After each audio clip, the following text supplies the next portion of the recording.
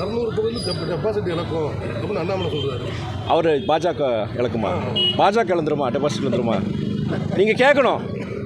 200 தொகுதியில் டெபாசிட் இழக்கும். முதலமைச்சர் சொல்கிறார் 200க்கு மேலே நாங்கள் ஜெயிப்போன்னு சொல்கிறாரு.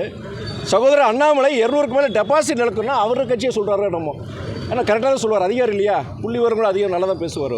தந்தை பெரியார் இல்லாமல் இன்றைக்கி தமிழகத்தில் பொறுத்த வரைக்கும் குறிப்பாக பிற்படுத்தப்பட்ட மக்களாக இருக்கட்டும், பட்டியலின மக்களாக இருக்கட்டும், இன்றைக்கி கல்வி உரிமை, பொருளாதார முன்னேற்றம் எல்லாம் அவரால் வந்தது தான் இன்றைக்கி. ஆனால் இன்றைக்கி சில சக்திகள் பொறுத்த வரைக்கும் அவரை கொச்சைப்படுத்துகிறதோ அவரை பற்றி ஒரு தவறான சில கருத்துக்களை சில பேர் இருக்கிறாங்க. ஆனால் இன்றைக்கி பொறுத்த வரைக்கும் இன்றைக்கி சொல்கிறது பெரியார் இல்லைனா இன்றைக்கி தமிழக முன்னேற்றம் கிடையாது. குறிப்பாக பெண்களுடைய முன்னேற்றம் இன்றைக்கி இருக்க வாய்ப்பே கிடையாது. கடவுள், அதாவது பிற்படுத்தப்பட்ட மக்களும் பட்டியலின மக்களும் இன்றைக்கி கோயில்களில் போய் கடவுளை கும்பிட்றாங்கன்னா அந்த உரிமை, அந்த கேட் பாஸை கொடுத்ததே தந்தை பெரியார் தான். எனக்கு கடவுள் நம்பிக்கை இருக்குது. அதனால தான் நான் 4 வருஷத்துக்கு முன்னாடி ஒரு கருத்தை வச்சு, நான் திராவிட இயக்கத்தில் முதல்ல ஒரு கருத்து வச்சு, பெரியாரும் வேண்டும் பெருமாளும் வேண்டும்ங்கிற கருத்து ஏன் வச்சேன்னா, இன்றைக்கி கடவுளை வழிபடுறவங்க கூட இன்றைக்கி பெரியார் போட்டுறாங்கன்னா அது காரணம் என்னென்னா, அவர் இல்லாமல் இன்றைக்கி கோயில் கருவறைக்குள்ளே நம்ம யாரும் போயிருக்க முடியாது. அதனால் இன்றைக்கி நீங்கள் சொல்கிற மாதிரி சில பேர் செய்கிறாங்க, இந்த கொச்சைப்படுத்துகிறாங்க, செய்கிறாங்க. ஆனால் ஜனநாயக நாட்டில் அவங்களுடைய உரிமை, அந்த உரிமையை பொறுத்த வரைக்கும் உரிமையாக இருக்கணும். உரிமையை அவங்க வேறு மாதிரி அதை இது பண்ணும்போது அது அரசாங்கத்துக்குள்ள நடவடிக்கை எடுக்க தான் செய்கிறாங்க. ஆனால் 1-2 பேர் அப்படி பண்ணிட்டு இருக்கிறாங்க. அது சீமான் கேட்குறாரு, பெரியாருக்கு முன்னாடி எழுத பிடிக்க தெரியாமலா இருந்தோம் அப்படின்னு கேட்குறாரு. அதாவது அண்ணன் சீமானுடைய கருத்து அது. ஆனால் பத்திரிகை நண்பர்கள், ஊடகவியலாளர், உங்களுக்கு எல்லாருக்கும் உங்களுக்கு தெரியும். இன்றைக்கி தந்தை பெரியார் இல்லைன்னா இன்றைக்கி குறிப்பாக பிற்படுத்தப்பட்ட மக்களும் பட்டியலின மக்களும் குறிப்பாக பெண்களுக்கு பொறுத்த வரைக்கும் கல்வி, வேலைவாய்ப்பு எதுவுமே கிடைச்சிருக்கிறாது.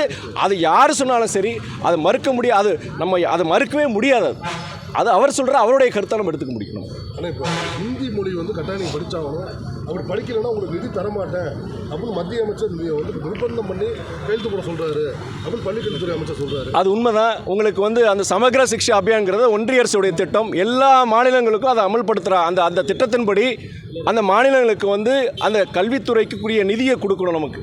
ஆனால் அவங்க என்ன சொல்கிறாங்கன்னா, அந்த நேஷ்னல் அந்த எஜுகேஷன் என்இபி இதுபடியும் அதே மாதிரி மும்மொழி கொள்கையை நீங்கள் ஏற்றுக்கிட்டால் தான் நாங்கள் அந்த நிதியை கொடுப்போன்னு சொல்லி கிட்டத்தட்ட 2000 கோடிக்கு மேலே தமிழகத்துக்கு வர வேண்டிய அந்த கல்வித்துறைக்கு வர வேண்டிய நிதி அவங்க கொடுக்காமல் இருக்கிறாங்க.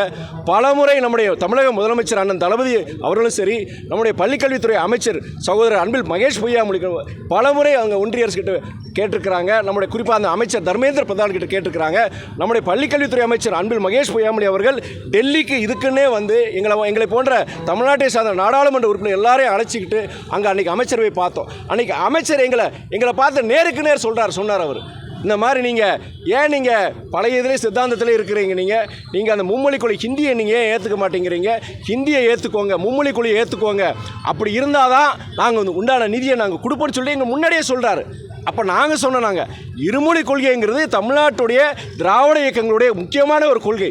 அது அந்த இருமொழி கொள்கை இருக்க போய் தான் இன்றைக்கி எங்களுடைய தமிழக மாணவர்கள், இளைஞர்கள் இன்றைக்கி உலகம் முழுவதும் அமெரிக்கா, ஐரோப்பா, நீங்கள் சாஃப்ட்வேர் இண்டஸ்ட்ரி மாத்திரம் கிடையாது, பல்வேறு துறைகளும் இன்றைக்கி நம்ம ஆதிக்கம் செலுத்துகிறோன்னா அதுக்கு காரணம் அந்த ஆங்கில புலமை எப்படி வந்ததுன்னா அந்த இருமொழி கொள்கையினால தான் வந்தது.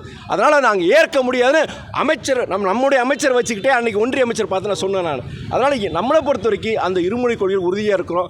அவங்க அந்த ஒருதலை பட்சமாக நீங்கள் என்இபி அந்த நேஷனல் எஜுகேஷன் பாலிசியும் ஹிந்தியை நீங்கள் ஏற்றுக்கிட்டால் தான் நாங்கள் நிதியை கொடுக்குன்னு சொல்கிறாங்க. பள்ளிக்கல்வித்துறைக்கு மாத்திரம் 2000 கோடி கிடையாது. எதுக்கு நிதி கொடுத்துருக்குறாங்க? போன இடம் மிச்சாங் புயலுக்கு நம்ம தென் மாவட்டங்கள், தூத்துக்குடி போன்ற மாவட்டங்கள் அவ்வளோ தூரம் பாதிப்புக்கு 27,000 கோடி சொச்ச நம்ம முதலமைச்சர் கேட்டிருந்தார், பேரிடர் நிதி கேட்டிருந்தார்.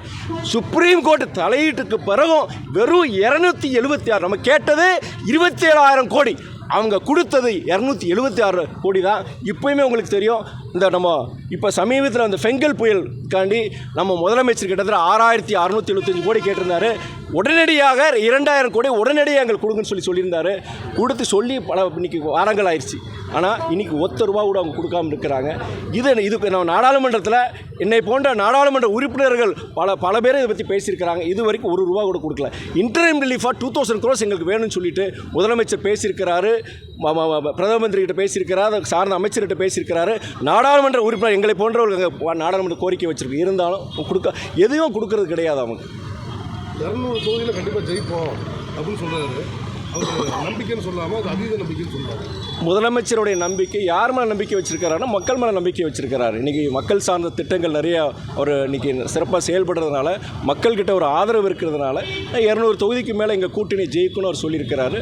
அது ஒரு நல்ல, அது வந்து ஒரு நம்ம பாசிட்டிவாக தான் எடுத்துக்க முடியும் சொல்லி அது வந்து நம்ம அரமரம் எடுத்துக்க தேவையில்லை. நம்ம 200 தொகுதியில் டெபாசிட் இழக்கும் அப்படின்னு அண்ணாமலை சொல்கிறாரு. அவர் பாஜக இழக்குமா? பாஜக இழந்துருமா? டெபாசிட் இழந்துருமா? நீங்கள் கேட்கணும். 200 டெபாசிட் இழக்கும். முதலமைச்சர் சொல்கிறார் 200க்கு மேலே நாங்கள் ஜெயிப்போம்னு சொல்கிறாரு.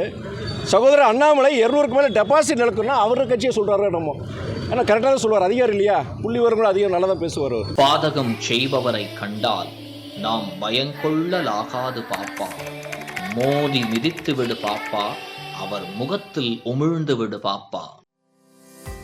அண்மை செய்திகளை உடனுக்குடன் தெரிந்து கொள்ள இணைந்திருங்கள் இயம்நாடு தொலைக்காட்சியுடன்.